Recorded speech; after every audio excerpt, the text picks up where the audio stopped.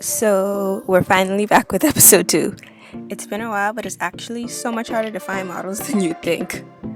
As you might have noticed already, the next unconventional location is a playground.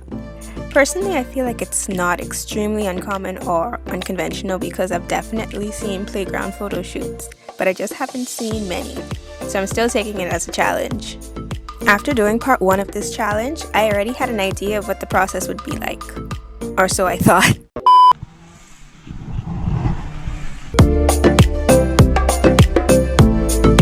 I had to push myself even further outside of my comfort zone because I needed to find another model. So I thought, why not Jem? I'd just like to mention now that I only know of Jem through social media, and it actually was my first time meeting her when we did this shoot. But honestly, that's what this series is all about. Pushing outside of your comfort zone and using unconventional things and places to create beautiful work.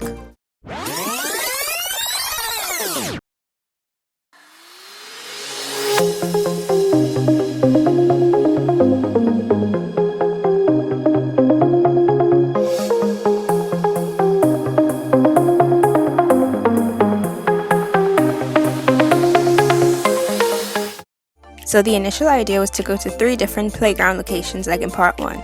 But honestly, that was too much work, so we decided to stick with one and focus on different aspects of the playground.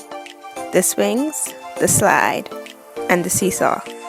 Jem also had a cool idea to incorporate a bike, but unfortunately that didn't work out either because we had no working bike.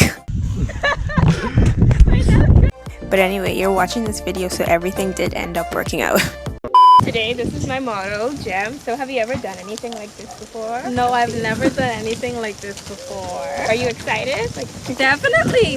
I'm ready to take some pictures and have fun and all of that. Let's go. Let's go.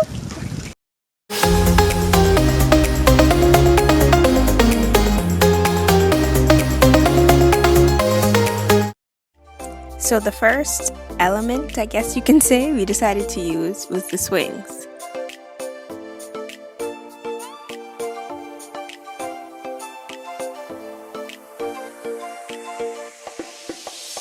This was both me and Jem's favorite part of the photo shoot because there were so many different parts of the swings to work around.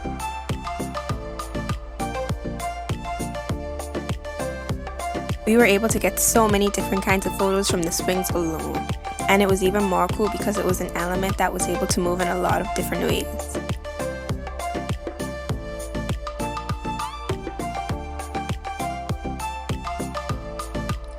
Like we were able to take some photos standing, sitting, swinging, and even some using the swing jeans. I think altogether we were able to get some really nice photos just from the swings.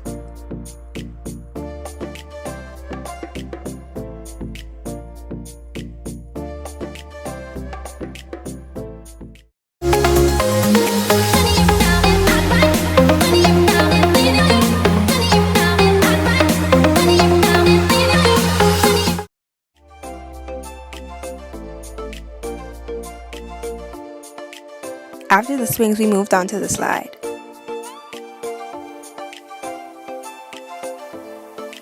And I'd also like to point out at this point, I noticed that the photos started to come out a bit bright and a little overexposed.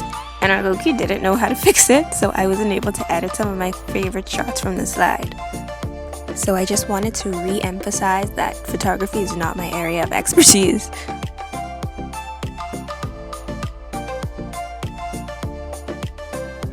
We had a good bit to work with on the slides as well, and I especially liked that the slide was a really vibrant color compared to everything else.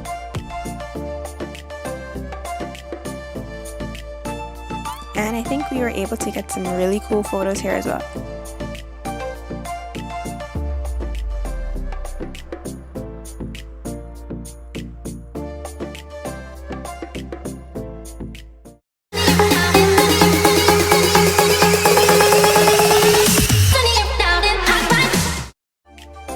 The last thing we decided to use was the seesaw.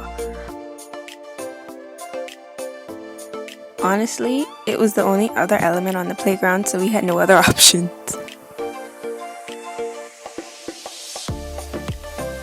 This might have been the most underwhelming part of the shoot because there wasn't much to work with at all using these seesaws.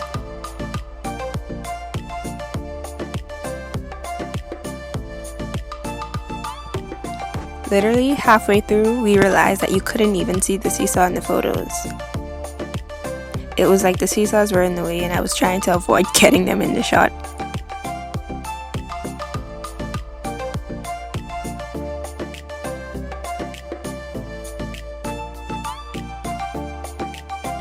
But for what we had, I think we both were able to make it work.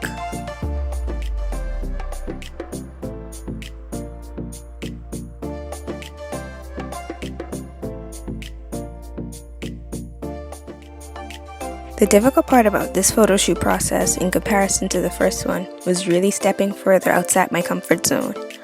For me, the hardest part is normally beginning a project, but because I already started, I had to overcome the second hardest part, continuing. Looking back, part 1 taught me that the thought of not having enough to start is no excuse not to create. And part 2 taught me that creativity sometimes requires discomfort, whether working through inconveniences or doing something that you've never really done before, like randomly messaging someone you've never met to be a model. But think about it, if we both chose not to step out, we would have never captured these cool photos. Also, if you want to check out the full gallery of photos, the link is below. So again, if you have any ideas on what the next unconventional location can be, leave it in a comment below or send me a message. Also, if you have any aspiring dreams of being a model or just want the chance to take some photos, I'm gonna challenge you to please step out of your comfort zone and reach out because the next location, whatever it may be, needs a model.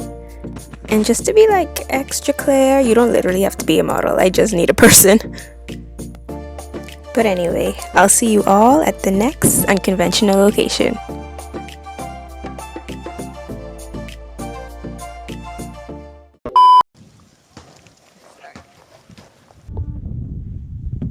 Kind of hard to make a slide look cute. Oh, you're recording. Here's a video. Rupert, let me be ready. When you were a child, and I used to